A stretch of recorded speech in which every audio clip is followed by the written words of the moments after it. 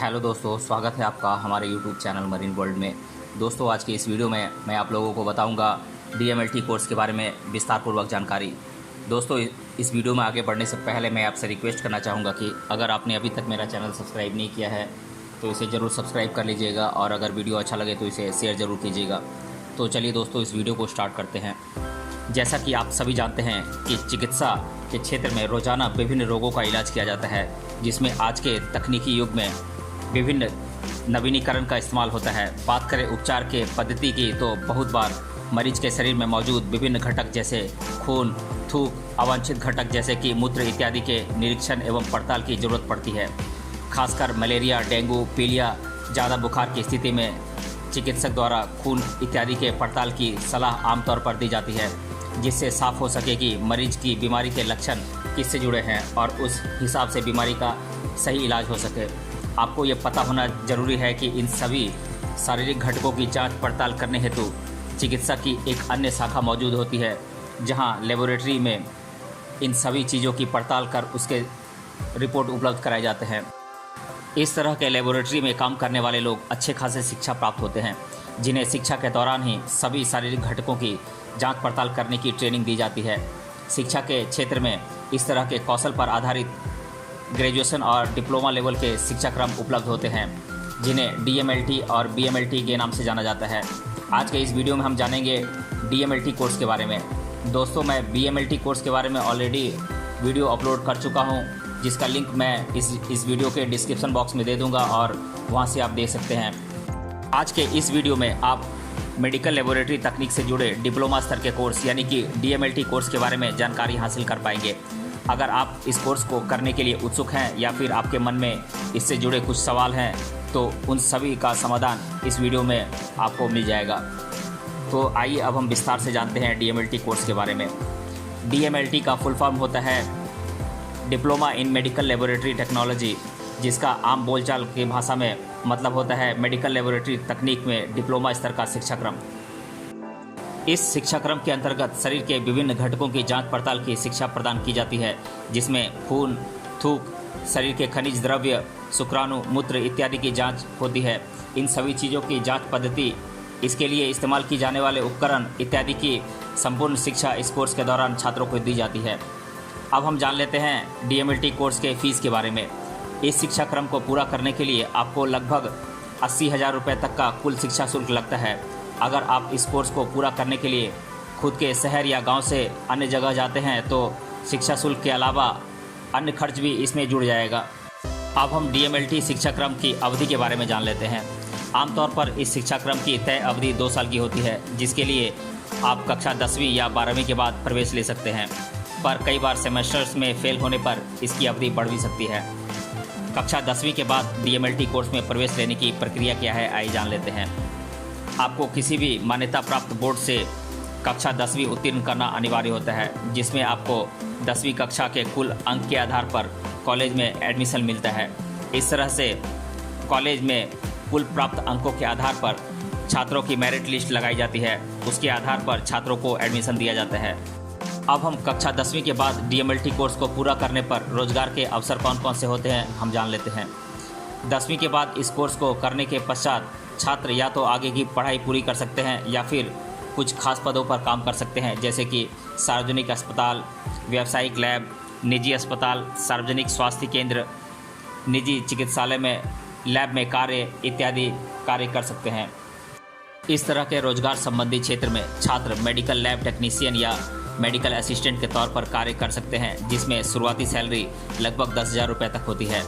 अब हम जान लेते हैं कक्षा 12वीं के बाद DMLT कोर्स में प्रवेश पात्रता और प्रवेश की प्रक्रिया क्या है। कक्षा 12वीं के बाद अगर आपको इस शिक्षाक्रम में प्रवेश लेना है तो आपको किसी भी मान्यता प्राप्त बोर्ड से कक्षा 12वीं को उत्तीर्ण करना अनिवार्य होता है, जिसमें आपको कक्षा 12वीं में फिजिक्स, केमिस्ट्री और बायोलॉजी विषयों में उत्तीर्ण होना चाहिए।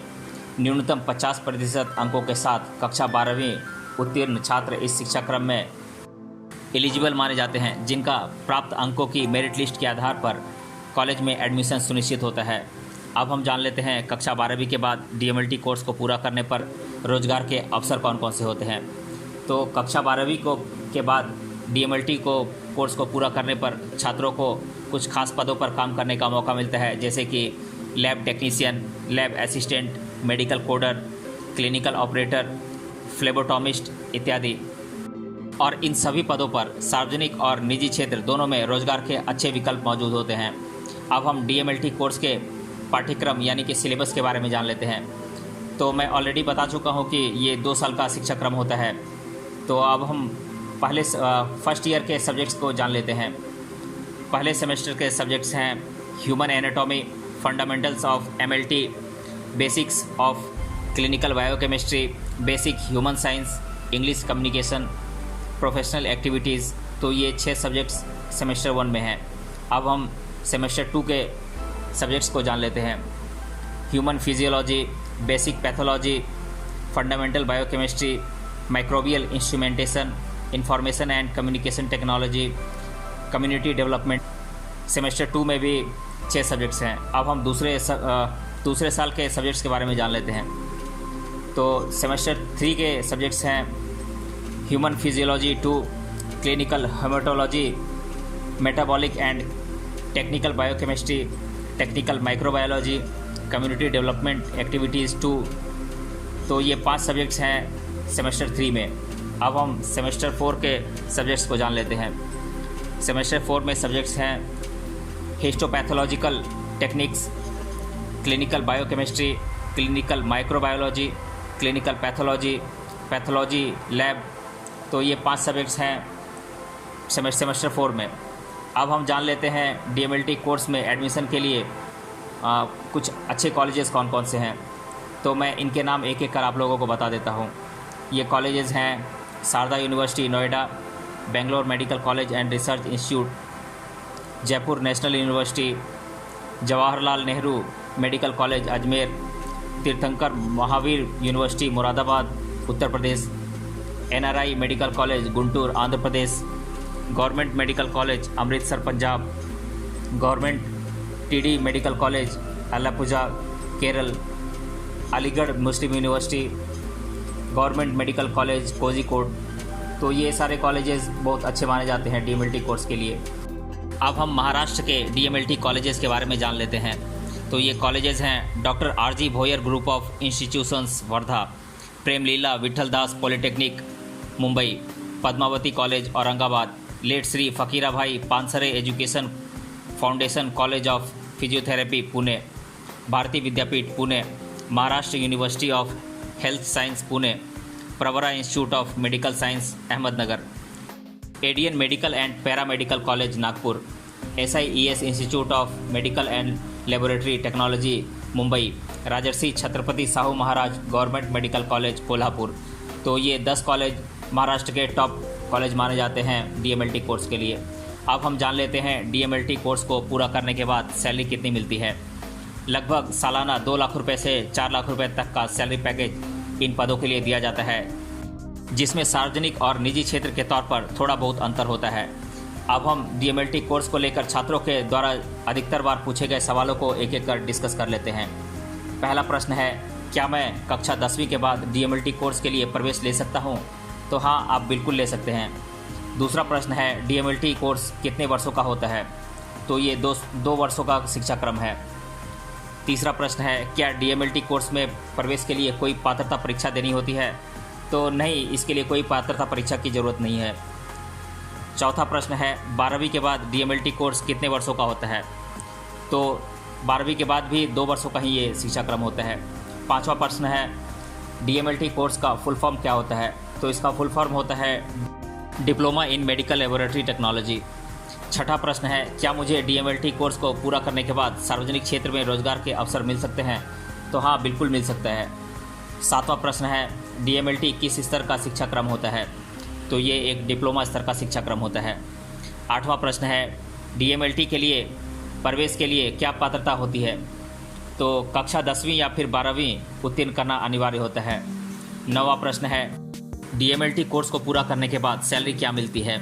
तो मैं बता दूं कि ये चीज़ निर्भर करती है कि आप निजी क्षेत्र में कार्य कर रहे हैं या फिर सार्वजनिक क्षेत्र में। कक्षा 10वीं के बाद DMLT कोर्स को पूरा करने के बाद लगभग 10,000 रुपये तक की सैलरी मिलती है। वहीं कक्षा 12वीं को पूरा करने के बाद अगर आप DMLT कोर्स को पूरा करते हैं तो 2 लाख रुपए से 4 लाख रुपए तक की सालाना सैलरी मिलती है। 10वां प्रश्न है, DMLT विज्ञान की किस शाखा से जुड़ा हुआ कोर्स होता है? तो मैं बता दूं कि ये चिकित्सा यानी कि मेडिकल की शाखा से जुड़ा हुआ कोर्स है।